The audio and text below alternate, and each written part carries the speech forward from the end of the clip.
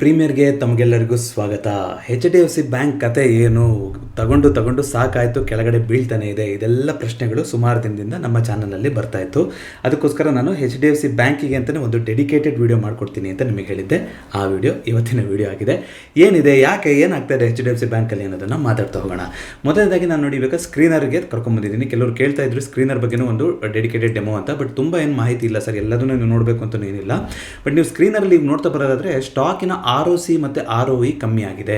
Return on capital ಮತ್ತು return on equity ಅಂತ ಏನು ಬರಿತೀವಿ, ಇದನ್ನ ನಾನು ಫಂಡಮೆಂಟಲ್ ಅನಾಲಿಸಿಸ್ ಕಂಟಿನ್ಯೂಷನ್ ಮಾಡ್ಕೊಡ್ಬೇಕಾದ್ರೆ ನಿಮಗೆ ಹೇಳ್ತೀನಿ ಅದನ್ನ ಡೀಟೇಲ್ ಆಗಿ ಮೆಟ್ರಿಕ್ಸ್ನ. ಬಟ್ ಇದೆರಡೂ 15% ಅಂದರೆ ಡಬಲ್ ಡಿಜಿಟ್ ಇದ್ದರೆ ಒಳ್ಳೆ ನಂಬರ್ ಅಂತ ನಾವು ನೋಡ್ತೀವಿ ಫಂಡಮೆಂಟಲ್ ದೃಷ್ಟಿಯಿಂದ ನೋಡೋದಾದರೆ. ತುಂಬ ವರ್ಷಗಳ ಕಾಲ ಒಳ್ಳೆ ನಂಬರ್ನ ಮೇಂಟೈನ್ ಮಾಡಿದಂತಹ bank HDFC bank. But HDFC bank ಮತ್ತು HDFC ಲಿಮಿಟೆಡ್ ಮರ್ಜರ್ ಆಯ್ತಲ್ವ, ಒಂದು ಹೋಮ್ ಲೋನಿಗೆ ಅಂತಲೇ ಸಪ್ರೇಟ್ ಆಗಿದ್ದಂಥ ಕಂಪನಿ, ಇನ್ನೊಂದು ಬ್ಯಾಂಕಿಂಗ್ ವ್ಯವಸ್ಥೆಯಲ್ಲಿದ್ದಂಥ ಕಂಪನಿ. ಎರಡನ್ನೂ ಹೋದ ವರ್ಷ ಜುಲೈ 2023ರಲ್ಲಿ ಮರ್ಜ್ ಮಾಡಿದ್ರು. ಈ ಕಾರಣದಿಂದಾಗಿ ROC ROEಗಳು ಆಚೆ ಈಚೆ ಆಗಿದೆ. ಅದು ನಿಮಗೆ ಗೊತ್ತಿರಬೇಕಾದಂಥ ವಿಚಾರ. ಒಂದು ವರ್ಷದಲ್ಲಿ ನಾವು ನೋಡ್ತಾ ಬರೋದಾದರೆ ಈ ಯೆಲ್ಲೋ ಲೈನ್ ಏನು ಕಾಣುತ್ತೆ, ಇದು 50 ಡೇ ಮೂವಿಂಗ್ ಆವರೇಜ್ ಆಗಿರುತ್ತೆ. ಇದೇ ರೀತಿಯಾಗಿ ಇದು ಗ್ರೇ ಲೈನ್ ಏನು ಕಾಣಿಸ್ತಾ ಇದೆ ನಿಮಗೆ, ಇದು 200 ಡೇ ಮೂವಿಂಗ್ ಆವರೇಜ್ ಆಗಿರುತ್ತೆ. ಎರಡರಿಂದನೂ ತುಂಬ ಕೆಳಗಡೆ ಬಂದು ಇವಾಗ ಟ್ರೇಡ್ ಆಗ್ತಾ ಇದೆ ಯಾವುದು, HDFC ಬ್ಯಾಂಕು. ಅದೇ ರೀತಿಯಾಗಿ ಪ್ರೋಸ್ ಅಂತ ನೀವು ನೋಡೋದಾದರೆ ಒಳ್ಳೆ ಕ್ವಾರ್ಟರ್ಗಳನ್ನು ಕೊಡ್ತಾನೆ ಬಂದಿದ್ದಾರೆ, ಸುಮಾರು ಸಲ ಒಳ್ಳೆ ಡಿವಿಡೆಂಡ್ ಕೊಡ್ತಾರೆ. ನೋಡಿ, ಬ್ಯಾಂಕಿಂಗ್ ಸೆಕ್ಟರಲ್ಲಿ ಹೈಯೆಸ್ಟ್ ಡಿವಿಡೆಂಡ್ ಕೊಡುವಂಥ ಸ್ಟಾಕು HDFC ಬ್ಯಾಂಕ್. 1% ಮೇಲ್ಗಡೆ ಡಿವಿಡೆಂಡ್ ಕೊಡ್ತಾರೆ. ಅದೇ ರೀತಿಯಾಗಿ ಲಾಸ್ಟ್ 5 ವರ್ಷದಿಂದ CAGR ರಿಟರ್ನ್ ಅಂತ ನೀವು ನೋಡಿದ್ರೆ, ಕಾಂಪೌಂಡೆಡ್ ಆನ್ಯುವಲ್ ಗ್ರೋತ್ ರಿಟರ್ನು 19% ಕೊಡ್ತಾನೆ ಬಂದಿದೆ ಅಂತ ಹೇಳಿದ್ದಾರೆ. ಒಟ್ಟಾರೆಯಾಗಿ 10 ಲಕ್ಷ ಮಾರ್ಕೆಟ್ ಕ್ಯಾಪಿಟಲೈಸೇಷನ್ ಇರುವಂಥ ಕಂಪನಿ, ಕೋಟಿಗಟ್ಟಲೆ ಪ್ರಾಫಿಟ್ ಮಾಡ್ತಾ ಇರುವಂಥ ಕಂಪನಿ, 1%ಗಿಂತಲೂ ಜಾಸ್ತಿ ಡಿವಿಡೆಂಡ್ ಕೊಡ್ತಾ ಇರುವಂಥ company, over all market capitalisation ಆಧಾರದಲ್ಲಿ ಭಾರತದ ಅತ್ಯಂತ ದೊಡ್ಡ ಕಂಪನಿ. ಈ ಕಂಪನಿ ಬಗ್ಗೆ ಇಷ್ಟೊಂದು ನೆಗೆಟಿವ್ ವ್ಯೂ ಯಾಕೆ ಆಗ್ತಾ ಇದೆ, ಯಾಕೆ ಎಲ್ಲರೂ ಮೇಲ್ಗಡೆ ಎಲ್ಲ ಸ್ಟಾಕು ಮೇಲ್ಗಡೆ ಹೋಗ್ತಾ ಇದ್ದಾರೆ, ಇದು ಅಂಡರ್ ಪರ್ಫಾರ್ಮೆನ್ಸ್ ಯಾಕೆ ಮಾಡ್ತಾ ಇದೆ ಅನ್ನೋದು ಎಲ್ಲರಿಗೂ ಕಾಡ್ತಾ ಇರುವಂಥ ಪ್ರಶ್ನೆ. ಅದ್ರ ಬಗ್ಗೆ ಮಾತಾಡ್ತಾ ಹೋಗೋಣಂತೆ. ನೋಡಿ, ಕಾನ್ಸ್ ಅಂತ ನೀವು ನೋಡಿದ್ರೆ ಬುಕ್ ವ್ಯಾಲ್ಯೂ ಜಾಸ್ತಿ ಆಗಿದೆ, ಕ್ಯಾಪಿಟಲ್ ಡೇಸ್ ಜಾಸ್ತಿ ಆಗಿದೆ, ಇದೆಲ್ಲ ಹೇಳ್ತಾ ಇದ್ದಾರೆ. ಇದರಲ್ಲಿ ಸುಮಾರು ಏನು ಅಂಶ ಇಲ್ಲಿ ಮೆನ್ಷನ್ ಮಾಡಿದ್ದಾರೆ. ಇದು ಕಾರಣ ಆಗಿದ್ದು ಎರಡು ಮರ್ಜರ್ ಆಯ್ತಲ್ಲ, ಈ ಕಾರಣದಿಂದಾಗಿ ಆ ಬ್ಯಾಲೆನ್ಸ್ ಶೀಟು ಸರಿ ಹೋಗೋಕ್ಕೆ ಸ್ವಲ್ಪ ದಿನ ಬೇಕಾಗುತ್ತೆ ಅಂತ ನಾನು ಮರ್ಜರ್ ಆದ ಟೈಮಲ್ಲೂ ನಿಮಗೆ ಹೇಳಿದ್ದೆ.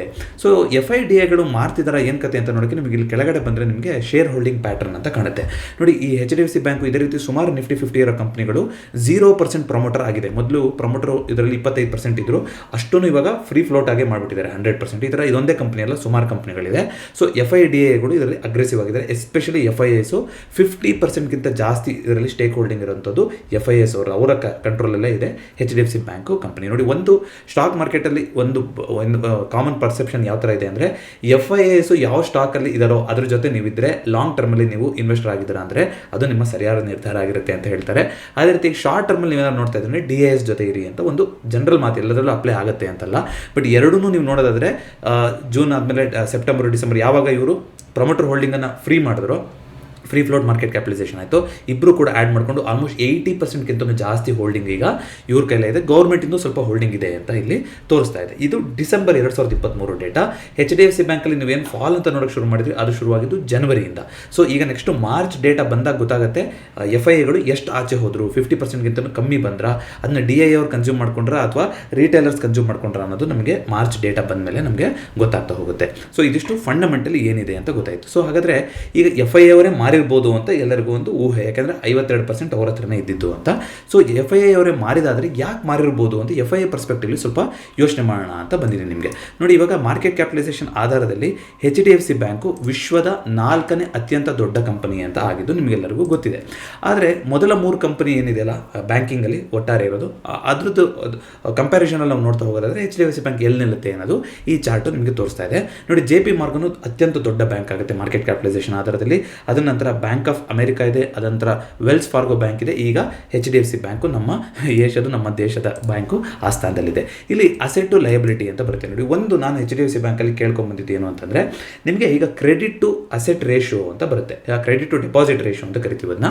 So credit to deposit ratio ಅಂದರೆ, ಕ್ರೆಡಿಟ್ ಅಂದರೆ ಏನು ಅಂತಂದರೆ ಬ್ಯಾಂಕಿಂದ ಎಷ್ಟು ದುಡ್ಡು ಆಚೆ ಹೋಗ್ತಿದೆ ಅಂತ. ಆಚೆ ಹೋಗೋದಂದ್ರೆ ಯಾವ ರೀತಿ, ಲೋನ್ ಕೊಡೋದು ಈ ರೀತಿ ಮಾಡ್ತಾ ಹೋಗ್ತಾರಲ್ಲ, ಅದನ್ನ ನಾವು ಕ್ರೆಡಿಟ್ ಅಂತ ಕರಿತೀವಿ. ಅದೇ ರೀತಿಯಾಗಿ ಡೆಪಾಸಿಟ್ ಅಂದರೆ ನೀವೇನು ಡೆಪಾಸಿಟ್ ಮಾಡ್ತಿರಲ್ಲ, ಕರೆಂಟ್ ಅಕೌಂಟ್ ಆಗಿರ್ಬೋದು, ಸೇವಿಂಗ್ ಅಕೌಂಟ್ ಆಗಿರ್ಬೋದು, deposit, fix deposit, term deposits ಇದೆಲ್ಲ ನಾವು ಡೆಪಾಸಿಟ್ ಅಂತ ಅಂತೀವಿ. ಇದರದ್ದು ಡಿವಿಷನ್ ಮಾಡಿದ್ರೆ ಏನು ಬರುತ್ತಲ್ಲ ಅದನ್ನ ರೇಷಿಯೋನ ನಾವು ಕ್ರೆಡಿಟ್ ಟು ಡೆಪಾಸಿಟ್ ರೇಷಿಯೋ ಅಂತ. ಸಾರಿ, ಇವತ್ತು ನಾನು ಪೆನ್ ಯೂಸ್ ಮಾಡ್ತಾ ಇಲ್ಲ, ಮೌಸಲ್ಲಿ ಬರಿತಾ ಇದ್ದೀನಿ, ಬಟ್ ಹೇಳೋ ವಿಚಾರ ಅರ್ಥ ಆಗುತ್ತೆ ಅಂತ ಅನ್ಸುತ್ತೆ. ಸೊ ಯಾವತ್ತು ಇದು ಕ್ರೆಡಿಟ್ ಟು ಡೆಪಾಸಿಟ್ ರೇಷಿಯೋ ತುಂಬ ಕಮ್ಮಿನೂ ಇರಬಾರ್ದು, ತುಂಬ ಜಾಸ್ತಿನೂ ಇರಬಾರ್ದು ಅಂತ ಒಂದು ಮಾತು ಬರುತ್ತೆ. ತುಂಬ ಜಾಸ್ತಿ ಇದೆ ಅಂತಂದರೆ ಏನಾಗುತ್ತೆ ಅಂತಂದರೆ ಇವ್ರ ಹತ್ರ ಮ್ಯಾನೇಜ್ ಮಾಡೋಷ್ಟು ದುಡ್ಡಿಲ್ಲ, ಸ್ವಲ್ಪ ಲಿಕ್ವಿಡಿಟಿ ಇಶ್ಯೂ ಬರ್ಬೋದು ಅಂತ. ತುಂಬ ಕಮ್ಮಿ ಇದೆ ಅಂತಂದ್ರೂ ನಿಮಗೆ ಜಾಸ್ತಿ ಇವರು ಲೋನ್ಗಳನ್ನು ಕೊಡ್ತಾ ಇದ್ದಾರೆ, ಡೆಪಾಸಿಟ್ಗಳಾಗ್ತಾ ಇಲ್ಲ ಅಂತ ಈ ರೀತಿ ಆಗ್ತಾ ಹೋಗುತ್ತೆ. ಸೊ ನೀವು ನೋಡೋದಾದರೆ ಇದ್ರದ್ದು 80% ಇದೆ, ಅಂದರೆ 80% ಬರುತ್ತೆ ಸರಿ ಸುಮಾರು. ಇದು ಕನ್ಸರ್ನ್ ಅಲ್ವೇ ಅಲ್ಲ. ಯಾಕೆ ಅಂತಂದರೆ ನಾವು ಡೆಪಾಸಿಟ್ ಅಂತ ನೋಡಿದಾಗ ಬರೀ ಬ್ಯಾಂಕ್ ಡೆಪಾಸಿಟ್ನ ಕನ್ಸಿಡರ್ ಮಾಡೋಕ್ಕಾಗಲ್ಲ, ಬಾಂಡನ್ನು ಕೂಡ ನಾವು ಕನ್ಸಿಡರ್ ಮಾಡಬೇಕಾಗುತ್ತೆ.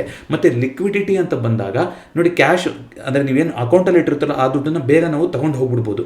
ಆದರೆ ಬಾಂಡ್ ಅಂತ ಮಾಡಿರೋ ಬಾಂಡ್ ಮೆಚೂರ್ ಆಗೋ ತನಕ ಅಂತ ಸ್ವಲ್ಪ ಕಾಯ್ತಾರೆ. ಹಾಗಾಗಿ ಲಿಕ್ವಿಡಿಟಿ ವಿಚಾರದಲ್ಲಿ ಜಾಸ್ತಿ ದಿನ ಬ್ಯಾಂಕಿಗೆ ಇದ್ದೇ ಇರುತ್ತೆ. ಬಟ್ ಬ್ಯಾಂಕ್ ಪರ್ಸ್ಪೆಕ್ಟಿವ್ ಅಂತ ನೋಡೋದಾದರೆ ಕ್ರೆಡಿಟ್ ಅಂತ ಏನಿದೆ ಇದೆಲ್ಲ ಬ್ಯಾಂಕಿಂದ ಕೊಡ್ತಾ ಇರೋದು, ಹೊರಗಡೆ ಹೋಗ್ತಾ ಇರೋದಲ್ವ, ಸಾಲ ಕೊಡ್ತಾರಲ್ಲ ಅದೆಲ್ಲ. ಅದೇ ಡೆಪಾಸಿಟ್ ಅಂತಂದರೆ ಇವ್ರ ಲಯಬಿಲಿಟಿ, ಅಂದರೆ ಬ್ಯಾಂಕ್ ವಾಪಸ್ ಕಸ್ಟಮರ್ ಬಂದು ಕೇಳ್ದ ಅಂದರೆ ಅದನ್ನ ವಾಪಸ್ ಕೊಡಬೇಕು. ಸೊ ಕ್ರೆಡಿಟನ್ನು ಯಾವತ್ತೂ ಅಸೆಟ್ ಅಂತ ನೋಡ್ತಾರೆ, ಅಂದರೆ ಎಷ್ಟು ಲೋನ್ ಕೊಡೋಕ್ಕಾಗುತ್ತೋ ಬ್ಯಾಂಕಿಗೆ ಅದು ಬ್ಯಾಂಕ್ ದೃಷ್ಟಿಯಲ್ಲಿ ಅದನ್ನ ಅಸೆಟ್ ಅಂತ ನೋಡ್ತಾ ಹೋಗ್ತಾರೆ. ಎಷ್ಟು ಡೆಪಾಸಿಟ್ ಬರ್ತಾ ಇದೆಯೋ ಬ್ಯಾಂಕಿಗೆ ಅದನ್ನ ಲಯಬಿಲಿಟಿ ಅಂತ ನೋಡ್ತಾರೆ. ಯಾಕಂದರೆ ಬಂದಿರ್ಬೋದು ಡೆಪಾಸಿಟು, ಆದರೆ ಡೆಪಾಸಿಟನ್ನು ಹಾಗೆ ಇಟ್ಕೊಳಂಗಿಲ್ಲ ಅವರು, ಅದಕ್ಕೆ ಇಂಟ್ರೆಸ್ಟು ಕೊಡಬೇಕು, ಮತ್ತು ಆ ಕಸ್ಟಮರ್ ಕೇಳಿದಾಗ ಅದನ್ನು ವಾಪಸ್ ಕೂಡ ಕೊಡ್ತಾ ಹೋಗಬೇಕಲ್ವಾ. ಸೊ ಇದು 80% ಇದೆ. 80% ಅಂದರೆ ಸರಿ ಸುಮಾರು ಏನು ಹೇಳ್ತಾ ಇದ್ದೀನಿ ನಾನು, ಒಂದು ಉದಾಹರಣೆ ನಂಬರ್ ಇದು ನಿಮ್ಗೆ ಅರ್ಥ ಆಗಲಿ ಅಂತ, ಈಸಿ ಆಗಲಿ ಅಂತ ಹೇಳ್ತಾ ಇದ್ದೀನಿ. 80 ಕೋಟಿ ಇವ್ರ ಹತ್ರ ಏನೋ ಒಂದು ಲೋನ್ ಕೊಡೋಕ್ಕಾಗ್ತಾ ಇದೆ ಅಂತ ಅಂದ್ಕೊಂಡ್ರೆ ಒಂದು 100 ಕೋಟಿ ಇವರು ಬ್ಯಾಂಕಿಗೆ ಬಂದು ಜಮೆ ಆಗ್ತಾ ಇದೆ. ಇದು ಏನಾಗುತ್ತೆ ಅವಾಗ ಸರಿ ಸುಮಾರು 80% ಅಂತ ಹೋಗುತ್ತೆ. ಅಂದರೆ 80 ಕೋಟಿ ಬ್ಯಾಂಕ್ ಕೊಡ್ತಾ ಇದ್ದಾರೆ ಲೋನ್ ಅಂತ, ಬಟ್ 100 ಕೋಟಿ ದುಡ್ಡು ಬರ್ತಾ ಇದೆ ಇವರಿಗೆ, ದುಡ್ಡು ಜನ ತಂದಿಡಕ್ಕೆ. ಸೊ ಇದು ಕ್ರೆಡಿಟ್ ಟು ಡೆಪಾಸಿಟ್ ರೇಷಿಯೋ 80% ಅಂತ ಆಗುತ್ತೆ ಈ ಥರ ಆದರೆ. ಸೊ ಇದು ಒಳ್ಳೆ ರೇಷಿಯೋನ ಅಂತಲೇ ಹೇಳ್ಬೋದು, ಇದರಲ್ಲಿ ಏನು ಪ್ರಾಬ್ಲಮ್ ಇಲ್ಲ. ಯಾಕೆಂದರೆ ನಾನು ಆಗಲೇ ಹೇಳಿದಾಗೆ ಮರ್ಜರ್ ಈ ಥರ ಬಂದಾಗ ಬಾಂಡ್ ಮಾರ್ಕೆಟ್ ಬರುತ್ತೆ ನೋಡಿ. ಕ್ರೆಡಿಟ್ ಟು ಡೆಪಾಸಿಟ್ ಅಂತ ನೋಡ್ತಾರೆ ಕೆಲವರು, ಬಾಂಡ್ ಟು ಡೆಪಾಸಿಟ್ ರೇಷಿಯೋ ಅಂದರೆ ಕ್ರೆಡಿಟ್ ಡೆಪಾಸಿಟ್ ರೇಷಿಯೋನಲ್ಲಿ ಬಾಂಡ್ ಈಲ್ಡ್ನು ಕೂಡ ಚೆಕ್ ಮಾಡಿಬಿಟ್ಟು ನೋಡೋದಿದೆ. ಸೊ ಆ ಥರ ನೋಡಿದ್ರೆ 80% ಇದೆ. ಸೊ ಅದು ಏನು ಕನ್ಸರ್ನ್ ಇಲ್ಲ HDFC ಬ್ಯಾಂಕಲ್ಲಿ. ಬಟ್ ನಿಮಗೆ ಇಲ್ಲಿ ಅಸೆಟ್ ಟು ಲಯಬಿಲಿಟಿ ಅಂತ ನೀವು ನೋಡೋದಾದರೆ, ಸೊ ಇವ್ರದ್ದು ಏನಿದೆಯಲ್ಲ ಅಸೆಟ್ಟು, ವಿಶ್ವದ ಮೊದಲನೇ ಬ್ಯಾಂಕು, ಅದರ 1/10 1ನೇ ಭಾಗ ಇದೆ ಅಲ್ವಾ, ಅದು $3,900 ಬಿಲಿಯನ್ ಇದ್ದರೆ ಇವ್ರದ್ದು $313 ಬಿಲಿಯನ್ ಇದೆ. ಅಂದರೆ ವಿಶ್ವದ ನಂಬರ್ 1 ಬ್ಯಾಂಕಿಗಿಂತ ಇವರು 1/10 ಒಂದು ನೆನಪಿರಬೇಕು ನಿಮಗೆ. ಅಮೆರಿಕನ್ ಬ್ಯಾಂಕ್ಗಳೇನಿದೆ, 3 ಬ್ಯಾಂಕ್ಗಳು ತೋರಿಸ್ತಾ ಇರೋಂಥದ್ದು, ಇದು ಆರ್ಥಿಕತೆಯಲ್ಲಿ ಅಂತ ನೋಡೋದಾದ್ರೆ 8 ಪಟ್ಟು ಜಾಸ್ತಿ ಇದೆ ನಮ್ದಕ್ಕಿಂತ. GDP ಅಂತ ನೀವೇನು ನೋಡ್ತಿರೋದು ನೋಡೋದಾದ್ರೆ, ಅಥವಾ ಮಾರ್ಕೆಟ್ ಕ್ಯಾಪ್ ಅಂತ ನೀವು ನೋಡೋದಾದ್ರೆ, ಓವರ್ ಆಲ್ ಮಾರ್ಕೆಟ್ ಕ್ಯಾಪಿಟಲೈಸೇಷನ್ ನಮ್ದಕ್ಕಿಂತ ಅವರು 8 ಟೈಮ್ಸ್ ದುಡಿದಿದ್ದಾರೆ ಅಮೆರಿಕನ್ ಮಾರ್ಕೆಟು. ಆದರೆ ನಾವು ಅವ್ರಿಗಿಂತ 8 ಪಟ್ಟು ಕಮ್ಮಿ ಇದೀವಿ. ಮತ್ತು ಈ 3 ಬ್ಯಾಂಕ್ ಏನಿದೆಯಲ್ಲ, JP Morgan, bank of America, Wells Fargo, ಒಟ್ಟಾರೆ ಏನು ಬರುತ್ತಲ್ಲ ಜನರಿಂದ ದುಡ್ಡು ಅಮೆರಿಕದಲ್ಲಿ 45% ದುಡ್ಡನ್ನ ಈ ಬರೀ 3 ಬ್ಯಾಂಕ್ಗಳೇ ಮ್ಯಾನೇಜ್ ಮಾಡ್ತಾ ಇದೆ. ಅದು ನಮ್ಮ ದೇಶದಲ್ಲಿ ಏನಾದ್ರು ಚೇಂಜ್ ಆಗಿದೆಯಾ ಅಂದರೆ ಇಲ್ಲ. 4 ಮೇನ್ ಪ್ರೈವೇಟ್ ಬ್ಯಾಂಕ್ಗಳೇನಿದೆ ನಮ್ಮ ದೇಶದಲ್ಲಿ, ನಿಮ್ಗೆ ಗೊತ್ತಿರ್ಬೋದು, HDFC ಬ್ಯಾಂಕು, ICICI ಬ್ಯಾಂಕು, ಜೊತೆಗೆ ಆಕ್ಸಿಸ್ ಬ್ಯಾಂಕು ಹಾಗೂ ಕೋಟಕ್ ಬ್ಯಾಂಕ್ ಇರ್ಬೋದು. ಸೊ ಈ 4 ಬ್ಯಾಂಕ್ಗಳೇ ನಮ್ಮ ದೇಶದಲ್ಲೂ ಕೂಡ ಸರಿಸುಮಾರು ನಿಮಗೆ 40% ಪಬ್ಲಿಕ್ ಮನಿ ಏನು ಬರ್ತಾ ಇದೆ ಇದನ್ನ ಮ್ಯಾನೇಜ್ ಮಾಡ್ತಾ ಇದೆ. ಸೊ ಕಂಪ್ಯಾರಿಸನ್ ವೈಸು ಸೇಮೇ ಇದೆ. ಅವ್ರು 3 ಬ್ಯಾಂಕಿಂದ 45%, ನಾವು 4 ಬ್ಯಾಂಕಿಂದ 40% ಮ್ಯಾನೇಜ್ ಮಾಡ್ತಾ ಇದ್ದೀವಿ. ಸೊ ಇಲ್ಲಿ ಏನೂ ಚೇಂಜಸ್ ಆಗಿಲ್ಲ. ಯಾವುದರಲ್ಲಿ ಅಸೆಟ್ಸ್ ಅಂತ ನೋಡೋದಾದರೆ ಅದೇ ರೀತಿ ಇದೆ. ಬಟ್ ನಾವು ಗ್ರೋತ್ ಆಗೋ ಪಾಸಿಬಿಲಿಟಿ ಇನ್ನೂ ಜಾಸ್ತಿ ಇದೆ. ನಾನು ಆಗಲೇ ಹೇಳಿದಾಗ 8 ಪಟ್ಟು ದೊಡ್ಡ ಎಕನಾಮಿ ನಮಗಿಂತ ಅಮೆರಿಕನ್ ಮಾರ್ಕೆಟು. ಅದೇ ರೀತಿಯಾಗಿ ನೀವು ರೆವೆನ್ಯೂ ಅಂತ ನೀವು ನೋಡೋದಾದ್ರೂ ರೆವೆನ್ಯೂನು ಕೂಡ ನೋಡಿ ಅದೇ ಕಂಪ್ಯಾರಿಸನಲ್ಲಿ ಬರುತ್ತೆ. ಅಂದರೆ ಅವ್ರದ್ದು ಟೋಟಲ್ ಎಕನಾಮಿ ಯಾವ ರೀತಿ ಇದೆ ಮತ್ತು ಎಷ್ಟು ರೀತಿ ರೆವೆನ್ಯೂ ಜನರೇಟ್ ಮಾಡ್ತಾ ಇದ್ದಾರೆ ಅಂತ ನೋಡೋದಾದರೆ ಅದನ್ನು ಕೂಡ ನಾವು ಕಂಪೇರ್ ಮಾಡ್ಕೋಬೋದು. ಅದೇ ರೀತಿಯೇ ನಡೀತಾ ಇದೆ. ಅದೇ ರೀತಿಯಾಗಿ ನಮಗೆ ನೆಟ್ ಇಂಟ್ರೆಸ್ಟ್ ಮಾರ್ಜಿನ್ ಅಂತ ಬರ್ತಾ ಹೋಗುತ್ತೆ. ಇದನ್ನು ನೀವು ನೋಡ್ತಾ ಹೋಗೋದ್ರೆ ಸ್ವಲ್ಪ ಜಾಸ್ತಿ ಇದೆ ನೆಟ್ ಇಂಟ್ರೆಸ್ಟ್ ಮಾರ್ಜಿನ್ ಅಂತ ಅನ್ನಿಸ್ತಾ ಇದೆ ನಿಮಗೆ HDFC ಬ್ಯಾಂಕಲ್ಲಿ. ಕಾರಣ ಯಾಕೆಂದರೆ ಇಂಡಿಯನ್ ಬ್ಯಾಂಕು ಆಲ್ಮೋಸ್ಟ್ 46,000 48,000 ತನಕ ಹೋಗಿತ್ತು. ಬಟ್ US ಅಲ್ಲಿ ಸ್ಟಾಕ್ ಮಾರ್ಕೆಟಲ್ಲಿ ಸ್ವಲ್ಪ ನೆಗೆಟಿವ್ ಇನ್ಫ್ಲೇಷನ್ ಇದೆಲ್ಲ ಬಂದಿದ್ದರಿಂದ ಈ ವೇರಿಯೇಷನ್ ಇದೆ. ಬಟ್ ನೀವು ಓವರ್ ಆಲ್ ROE ಅಂತ ನೋಡೋದಾದರೆ ಅದು ಕೂಡ ಓವರ್ ಆಲ್ ಸೇಮೇ ಕೂತ್ಕೊಳ್ಳೋ ಥರ ಕಾಣುತ್ತೆ, ಏನೂ ವ್ಯತ್ಯಾಸ ಇಲ್ಲ. ಸೊ ವ್ಯಾಲ್ಯೂಯೇಷನ್ ವೈಸಲ್ಲಿ 3 ಬ್ಯಾಂಕುಗಳು ಕೂಡ ಏನು ವ್ಯಾಲ್ಯೂಯೇಷನಲ್ಲಿ ಚೇಂಜ್ ಆಗ್ತಾ ಇಲ್ಲ ಇನ್ ಟರ್ಮ್ಸ್ ಆಫ್ ಅವ್ರು ಯಾವ ರೀತಿಯಾಗಿ ಯಾವ ದೇಶದಲ್ಲಿ ಕೆಲಸ ಮಾಡ್ತಾ ಇದ್ದಾರೆ, ಎಷ್ಟು ಅವ್ರಿಗೆ ಇನ್ಕಮ್ ಬರ್ತಾ ಇದೆ, ಈ ರೆವೆನ್ಯೂ ಆಗಿರ್ಬೋದು, ಅಸೆಟ್ಸ್ ಆಗಿರ್ಬೋದು, ಲಯಬಿಲಿಟೀಸ್ ಆಗಿರ್ಬೋದು, ನೆಟ್ ಇಂಟ್ರೆಸ್ಟ್ ಮಾರ್ಜಿನ್ ಆಗಿರ್ಬೋದು, ಇದೆಲ್ಲದರಲ್ಲೂ ನಾವು ನೋಡೋದಾದರೆ ಏನೂ ಬದಲಾವಣೆ ಇಲ್ಲ. ಆದರೆ ಬದಲಾವಣೆ ಎಲ್ಲಿದೆ ಅಂತಂದರೆ ಪ್ರೈಸ್ ಟು ಬುಕ್ ರೇಷಿಯೋದಲ್ಲಿದೆ. ಪ್ರೈಸ್ ಟು ಬುಕ್ ಅಂತ ನೀವು ನೋಡೋದಾದರೆ ಮಾರ್ಕೆಟ್ ಕ್ಯಾಪಿಟಲೈಸೇಷನಲ್ಲೇ ಆಧಾರ ಆಗುತ್ತೆ ಇದು. ನೋಡಿ, ನಾವು $143 ಬಿಲಿಯನ್ ನಡೀತಾ ಇದೆ HDFC bank compare to $500 billion, ಅಥವಾ ಆಲ್ಮೋಸ್ಟ್ ವೆಲ್ಸ್ ಫಾರ್ಗೋಗೆ ಈಕ್ವಲ್ ಆಗಿದೆ. ನೋಡಿ, 1/6 ಅವ್ರನ್ನ ಕಂಪೇರ್ ಮಾಡಿದ್ರೆ ನಾವು 6ರಲ್ಲಿ 1 ಭಾಗ ಇದ್ದೀವಿ ಇನ್ ಟರ್ಮ್ಸ್ ಆಫ್ ಅಸೆಟ್ಸ್ ನೋಡೋದಾದ್ರೂ ಅಷ್ಟೇ, ಅರ್ನಿಂಗ್ ನೋಡೋದಾದ್ರೂ ನಮಗಿಂತ ಡಬಲ್ ಇದ್ದಾರೆ ಯಾವುದು ವೆಲ್ಸ್ ಫಾರ್ಗೋ ಬ್ಯಾಂಕು. ಆದರೆ ನಾವು ಓವರಾಲ್ ಮಾರ್ಕೆಟ್ ಕ್ಯಾಪಿಟಲೈಸೇಷನ್ ಅಂದರೆ ಏನು, ನಂಬರ್ ಆಫ್ ಶೇರ್ಸ್ ಎಷ್ಟಿದೆ ಇಂಟು ಅದರ ಕರೆಂಟ್ ಪ್ರೈಸ್ ಎಷ್ಟು ನಡೀತಾ ಇದೆ. ಓವರಾಲ್ ಈಗ HDFC ಬ್ಯಾಂಕಿಂದ ಎಷ್ಟು ಶೇರ್ ಅವೈಲೇಬಲ್ ಇದೆ ಇಂಟು ಅದರ ಕರೆಂಟ್ ಪ್ರೈಸ್ ಇವಾಗ 1400 ನಡೀತಾ ಇದೆ ಅಂದರೆ ಬಂದಾಗ ಡೇಟಾ ಇದು ಸ್ವಲ್ಪ ಹಳೆ ಡೇಟಾ, ಈಗ ಅಷ್ಟು ಇರ್ಬೋದು, ಸ್ವಲ್ಪ ಕಮ್ಮಿ ಆಗಿರ್ಬೋದು. ಬಟ್ ಸ್ಟಿಲ್ ನೀವು ಪ್ರೈಸ್ ಟು ಬುಕ್ ರೇಷಿಯೋ ಅಂತ ನೋಡೋದಾದರೆ 2.6 ಇದೆ. ಇದು ಹೈ ನಂಬರ್. ಇದೇ ಮೋಸ್ಟ್ಲಿ FIIs ಅವರುಗಳಿಗೆ ಇವಾಗ ಕಣ್ಣಿಗೆ ಕಾಣಿಸ್ತಾ ಇರೋಂಥದ್ದು. ಯಾಕೆ ನಾವು ಇಷ್ಟೊಂದು ದೊಡ್ಡ ವ್ಯಾಲ್ಯೂಯೇಷನ್ನ ಕೊಟ್ಟು ತಗೋಬೇಕು? ಬೇರೆ ಜಗತ್ತಿನ ದೊಡ್ಡ ಬ್ಯಾಂಕು ಅದೇ ರೀತಿ ಅಸೆಟ್ಸು, ಅದೇ ರೀತಿ ರೆವೆನ್ಯೂ, ಅದೇ ರೀತಿ ನೆಟ್ ಇಂಟ್ರೆಸ್ಟ್ ಮಾರ್ಜಿನ್ ಇರುವಂಥ ಬ್ಯಾಂಕ್ಗಳು ನಮಗೆ ಇನ್ನೂ ಚೀಪಲ್ಲಿ ನಡೀತಾ ಇದ್ದಾಗ ನಾವು ಯಾಕೆ HDFC ಬ್ಯಾಂಕಿಗೆ ಈ ರೇಟ್ ಕೊಡ್ಬೋದು ಅಂತ ಇದು ಒಂದು ಪರ್ಸ್ಪೆಕ್ಟಿವ್ ಇರ್ಬೋದು FI ಕಡೆಯಿಂದ ನೋಡೋದಾದರೆ. ಅದೇ ರೀತಿಯಾಗಿ ನೀವು ನೋಡೋದಾದರೆ ಇನ್ನೂ ಒಂದು ಡೇಟಾ ಏನು ಹೇಳ್ಬಿಡ್ತೀನಿ ಯಾವ ರೀತಿ ಬಂದಿತ್ತು ಅಂತ ನೋಡಿ. Bearish bets on HDFC bank at record level ಅಂತ ಅಂದರೆ ಶಾರ್ಟ್ ಪೊಸಿಷನ್ ಏನು ತೊಗೊಂಡಿರೋದು ನೋಡೋದಾದರೆ ನಮಗೆ ಈ ಜನವರಿ ಫಾಲ್ ಆದಮೇಲಿಂದ ಇದು ಸ್ವಲ್ಪ ಹಳೆ ಡೇಟಾ. ಅದರಲ್ಲಿ ನೀವು ನೋಡೋದಾದರೆ ಅತ್ಯಂತ ಹೈಯೆಸ್ಟ್ 4.19 ಲ್ಯಾಕ್ ಕಾಂಟ್ರಾಕ್ಟ್ಸು ನಮಗೆ ಫ್ಯೂಚರ್ಸಲ್ಲಿ ನೆಗೆಟಿವ್ ವ್ಯೂ ಅಲ್ಲಿ ತೊಗೊಂಡಿದ್ದಾರೆ ಅಂತ ಬಂದಿತ್ತು. ಮತ್ತು ಸುಮಾರು ಜನ ಏನು ಹೇಳ್ತಾ ಇದ್ದಾರೆ ಅಂತಂದರೆ ಇವ್ರದ್ದು ಕಾಸಾ ರೇಷೋ ಅಂತ ಬರುತ್ತೆ, ಅಂದರೆ ನೋಡಿ ಕರೆಂಟ್ ಅಕೌಂಟ್ ಸೇವಿಂಗ್ಸ್ ಅಕೌಂಟ್ ಅಂತ ಬರುತ್ತೆ. ಅದು SBIಗೆ ಬೇರೆದಕ್ಕೆ ಕಂಪೇರ್ ಮಾಡ್ತಾರೆ. ಅಫ್ಕೋರ್ಸ್ ನೋಡಿ SBI ಆಲ್ ಟೈಮ್ ಹೈಗೆ ಹೋಗ್ತಾ ಇದೆ, HDFC ಬ್ಯಾಂಕ್ ಕೆಳಗಡೆ ಬರ್ತಾ ಇದೆ, ಈ ರೀತಿ ಇದೆ. ಅದು 1000 ಬೇಸಿಸ್ ಪಾಯಿಂಟ್ಸಲ್ಲಿ ಕಂಪ್ಯಾರಿಸನಲ್ಲಿ SBIನಲ್ಲಿ ಜಾಸ್ತಿ ಇದೆ ಅಂತ ಹೇಳ್ತಾ ಇದ್ದಾರೆ. ಅಫ್ಕೋರ್ಸ್ PSUನಲ್ಲಿ ದೊಡ್ಡ ಬ್ಯಾಂಕು. ಬಟ್ ಯಾಕೆ ಆ ರೀತಿ ಆಯಿತು ಅಂತಂದರೆ ನಾನು ಅದೇ ಆಗಲೇ ಹೇಳ್ದಂಗೆ HDFC ಬ್ಯಾಂಕು ಮತ್ತು HDFC ಲಿಮಿಟೆಡ್ ಮರ್ಜರ್ ಆಗಿರೋದ್ರಿಂದ ಆ ರೀತಿಯಾಗಿ ಕಾಣಿಸ್ತಾ ಇದೆ. ಆದರೆ ಅದಕ್ಕಿಂತ ಕಾಸಾ ರೇಷೋ ಅಂತ ಏನು ಕರಿತೀವಿ ನಾವು, ಕರೆಂಟ್ ಅಕೌಂಟ್ ಸೇವಿಂಗ್ಸ್ ಅಕೌಂಟ್, ಅದಕ್ಕಿಂತ ಟರ್ಮ್ ಡೆಪಾಸಿಟಲ್ಲಿ ಜಾಸ್ತಿ ಡೆಪಾಸಿಟ್ ಆಗ್ತಾ ಇದ್ದಾರೆ. ಸೊ ಟರ್ಮ್ ಡೆಪಾಸಿಟಲ್ಲಿ ಜಾಸ್ತಿ ಆದರೆ ಕಾಸ್ಟ್ ಬ್ಯಾಂಕಿಗೆ ಸ್ವಲ್ಪ ಜಾಸ್ತಿ ಆಗುತ್ತೆ ಇನ್ ಟರ್ಮ್ಸ್ ಆಫ್ ಅಕೌಂಟ್ ಓಪನಿಂಗು ಮತ್ತೊಂದು ಅಂತ ಹೇಳ್ತಾ ಇದ್ದಾರೆ. ಬಟ್ ಓವರಾಲ್ ನೀವು ಅಕೌಂಟ್ ಓಪನಿಂಗ್ ಕಾಸ್ಟ್ ಅಂತ ನೀವು ನೋಡೋದಾದರೆ SBIಗಿಂತ ಸ್ವಲ್ಪ HDFC ಬ್ಯಾಂಕಲ್ಲಿ, ಅಂದರೆ ಕಂಪನಿಗೆ ನಾನು ಹೇಳ್ತಾ ಇರೋದು, ಅವರಿಗೆ ಜಾಸ್ತಿ ಬೆಲೆ ಇದೆ, ಅಂದರೆ ಜಾಸ್ತಿ ಖರ್ಚು ಮಾಡಬೇಕಾಗಿದೆ ಅನ್ನೋದು ಒಂದು ಪರ್ಸ್ಪೆಕ್ಟಿವ್ ಇರುವಂಥದ್ದು. ಜೊತೆಗೆ ಸುಮಾರು ಜನ ಅನಲಿಸ್ಟ್ಗಳು ಅಂತ ನೀವೇನು ಈ ಆರ್ಟಿಕಲಲ್ಲಿ ನೋಡ್ತಾ ಇದ್ದೀರಾ, 1400 ಅಥವಾ 1440 ಅನ್ನೋದು ಲಾಂಗ್ ರನ್ಲಿ ಒಂದು ರೆಸಿಸ್ಟೆನ್ಸ್ ಆಗಿ ಉಳ್ಕೋಬಹುದು. ಬ್ಯಾಂಕು ಅಷ್ಟು ಸುಲಭ ಇಲ್ಲ 1440 ದಾಟಿ ಹೋಗುವಂಥದ್ದು ಬ್ಯಾಂಕಿಗೆ ಅಂತ ಒಂದು ವ್ಯೂನ ಕೊಟ್ಟಿದ್ದಾರೆ. ಇದಿಷ್ಟು ಯಾಕೆ FIಗಳಿಗೆ ನೆಗೆಟಿವ್ ಸೆಂಟಿಮೆಂಟ್ ಇರ್ಬೋದು, main in terms of valuation, price to book ratio, ಜೊತೆಗೆ ಈ ರೀತಿ ಎರಡು ಮರ್ಜರ್ ಆದಾಗ ಈ ಎಲ್ಲ ಪ್ಯಾರಾಮೀಟರ್ಗಳಿಂದ ಒಂದಿಷ್ಟು ಈ ರೀತಿಯಾಗಿ ನೆಗೆಟಿವ್ ಬೆಟ್ಟು ಬಂದಿರ್ಬೋದು ಅಂತ ಕಾಣಿಸ್ತಾ ಇರೋಂಥದ್ದು.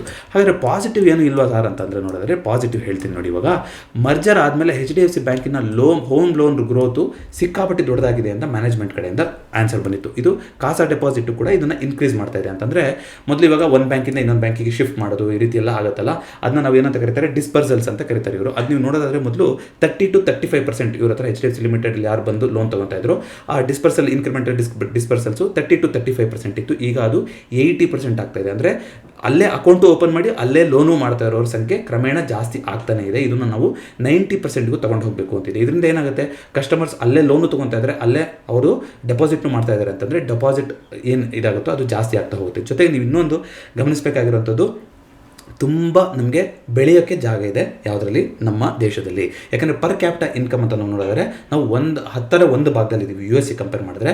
ಮತ್ತು ವರ್ಷದಿಂದ ವರ್ಷಕ್ಕೆ ಜನರ ಆದಾಯ ಅನ್ನೋದು ಜಾಸ್ತಿ ಆಗ್ತಾನೆ ಇದೆ ನಮ್ಮ ದೇಶದಲ್ಲಿ. ರೂರಲ್ ರೀಚ್ ಆಗಿರ್ಬೋದು, ಇದೆಲ್ಲ ನಾವು ಡೆವಲಪಿಂಗ್ ಕಂಟ್ರಿಯಿಂದ ಡೆವಲಪ್ಡ್ ಕಂಟ್ರಿ ಆಗೋ ಕಡೆಗೆ ಹೋಗ್ತಾ ಇದ್ದೀವಿ. ಈ ರೀತಿ ಆದರೆ ಒಬ್ಬ ಮನುಷ್ಯನ ಪರ್ಚೇಸಿಂಗ್ ಪವರ್ ಅಂತ ನಾವೇನು ಕರಿತೀವಿ, ಅಂದರೆ ಅವರು ಕೊಳ್ಳುವಂತಹ ಶಕ್ತಿ ಅಂತ ಏನಿರ್ತೀವಿ ಅದು ಜಾಸ್ತಿ ಆಗುತ್ತೆ. ಅದು ಜಾಸ್ತಿ ಆದರೆ ಆ ದುಡ್ಡನ್ನ ಅವರು ಬ್ಯಾಂಕಿಗೆ ಅದು ಕನ್ವರ್ಟ್ ಆಗಲೇಬೇಕು. ಸೊ ಮುಂಬರುವ ವರ್ಷಗಳಲ್ಲಿ ಆ ರೀತಿಯಂಥ ಒಂದು US ಅಲ್ಲೆಲ್ಲ ಏನಾಗಿರ್ಬೋದು ಅಂದರೆ ಒಂದು ಸ್ಟೆಬಿಲಿಟಿ ಅನ್ನೋದು ಬಂದ್ ಆಗಿದೆ. ಅವ್ರಿಗೆ ಅದೇ ರೀತಿ ROE ಮೇಂಟೈನ್ ಮಾಡ್ಕೊಂಡು ಹೋಗೋಕ್ಕಾಗುತ್ತೆ ಅನ್ನೋದು ಎಕ್ಸ್ಪೆಕ್ಟ್ ಮಾಡೋಕ್ಕಾಗಲ್ಲ. ಆದರೆ ನಮ್ಮ ದೇಶದಲ್ಲಿ ಆ ಪಾಸಿಬಿಲಿಟಿ ಇದೆ, ಅದನ್ನು ನಾವು ಅಲ್ಲಗಳೆಯೋಕ್ಕಾಗೋದಿಲ್ಲ. ಜೊತೆಗೆ ಈ ಎರಡು ಮರ್ಜರ್ ಆಗಿರೋದ್ರಿಂದ ಇವ್ರದ್ದು ಸುಮಾರು ಒಂದು 4 ಹೈಲೈಟ್ ಮಾಡಿಬಿಟ್ಟು ಹೇಳಿದ್ರು. ಒಂದು, ಅಕೌಂಟ್ ಓಪನಿಂಗ್ಗಳು ಜಾಸ್ತಿ ಆಗ್ತಾ ಇದೆ HDFC ಬ್ಯಾಂಕಲ್ಲಿ. ಇನ್ನೊಂದು, ಟೋಟಲ್ ಟರ್ನ್ ಅರೌಂಡ್ ಟೈಮ್, ಅಂದರೆ ಪ್ರೊಸೆಸಿಂಗ್, ಈಗ ಲೋನ್ ತೊಗೊಳಕ್ಕೆ ಅಂದರೆ ಎಷ್ಟು ದಿನ ಬೇಕಾಗುತ್ತೆ ಅಂತಿತ್ತಲ್ಲ, ಅದು ಇವಾಗ ಕಮ್ಮಿ ಆಗ್ತಾ ಇದೆ. ಯಾಕಂದರೆ ಇವ್ರ ಹತ್ರನೇ ಅಕೌಂಟ್ ಇದೆ, ಇವರೇ ಲೋನನ್ನು ಕೊಡ್ತಾ ಇರೋದ್ರಿಂದ ಆ ರೀತಿಯಾಗಿ ಒಂದು ಆಗ್ತಾ ಇದೆ. ಜೊತೆಗೆ ನೀವು ಓವರಾಲ್ ನೋಡಿದ್ರೆ ಕಾಸಾ ರೇಷನ್ ಕೂಡ ಇದು ಇಂಪ್ರೂವ್ ಆಗೋ ಥರ ಕಾಣಿಸ್ತಾ ಇದೆ ಅಂತ ಹೇಳಿದರೆ. ಮತ್ತು ಯಾರು ಲೋನ್ ಕೊಡ್ತಾ ಇದ್ದಾರಲ್ಲ ಆ ಸೆಗ್ಮೆಂಟಲ್ಲಿ, ಅದು ಎಲ್ಲದಕ್ಕಿಂತ 2 ಕ್ವಾರ್ಟರಿಂದ ಕಂಟಿನ್ಯೂಸ್ ಆಗಿ ಇವರು 36% ಮೇಂಟೈನ್ ಮಾಡ್ಕೊಂಡು ಬಂದಿದ್ದಾರೆ. ಲೋನ್ ಏನು ಇನ್ಕ್ರಿಮೆಂಟಲ್ ರೇಷೋ ಆಗ್ತಾ ಇರೋಂಥದ್ದು, ಇದು ಲೋನ್ ಕೊಡುವಂಥ ಕಂಪ್ನಿಗಳು ಯಾವ್ದಿದೆ ಅದೆಲ್ಲದರಲ್ಲೂ ಇದು ಹೈಯೆಸ್ಟ್ ಆಗಿದೆ. ಇದಿಷ್ಟು ಪಾಸಿಟಿವ್ ನ್ಯೂಸು ನೀವು ನೋಡಬೇಕಾಗಿರುವಂಥದ್ದು ಯಾವುದರಲ್ಲಿ, HDFC ಬ್ಯಾಂಕಲ್ಲಿ.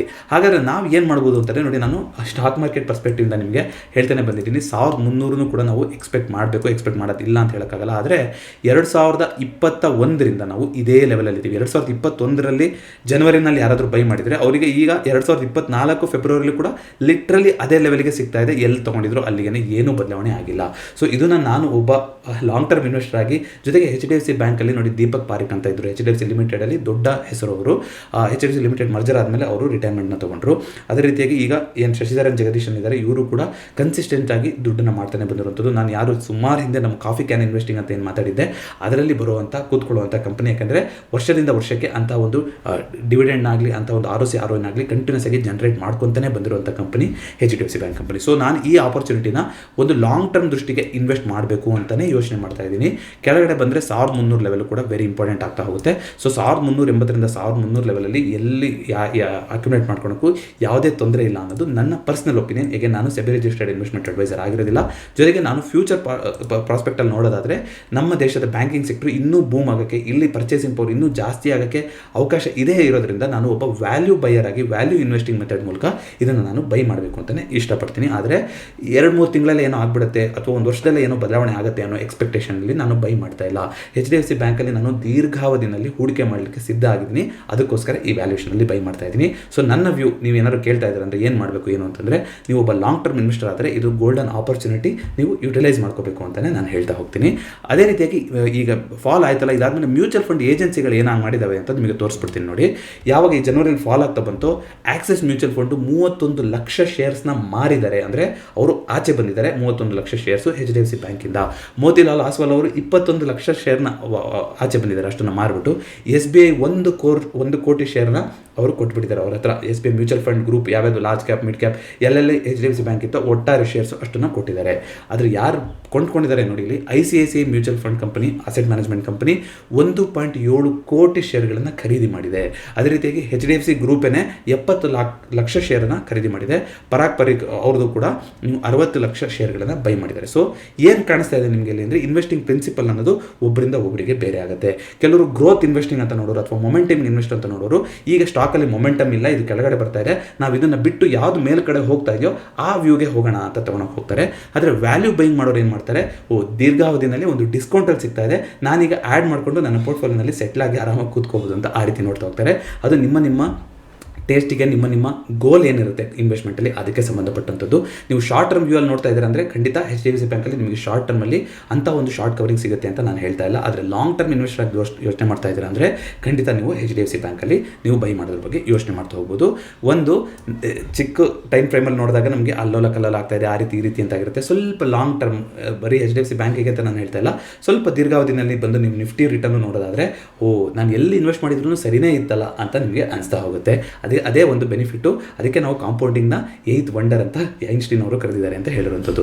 25 ವರ್ಷದ ಇತಿಹಾಸದಲ್ಲಿ 1995ರಿಂದ 2021ರವರೆಗೆ 478 ಟೈಮ್ಸ್ ಗ್ರೋತ್ ಆಗಿದೆ, 478 ಪಟ್ಟು ಗ್ರೋತ್ ಆಗಿದೆ HDFC ಬ್ಯಾಂಕು. ಅದೇ ರೀತಿ ಮುಂದುವರಿಯುತ್ತಾ ಹೋಗುತ್ತಾ ಇಲ್ಲ ಅನ್ನೋದನ್ನ ಯಾರು ಕೂಡ ಪ್ರಿಡಿಕ್ಟ್ ಮಾಡೋಕ್ಕಾಗಲ್ಲ. ನಿಮ್ಮ ಮುಂದೆನೇ ಉದಾಹರಣೆಗಳಿದೆ, ಎಷ್ಟು ಸ್ಪ್ಲಿಟ್ ಇದೆ, ಯಾರ್ಯಾರು ಯಾವ ರೀತಿ ಯೋಚನೆ ಮಾಡ್ತಾ ಇದ್ದಾರೆ ಅಂತ.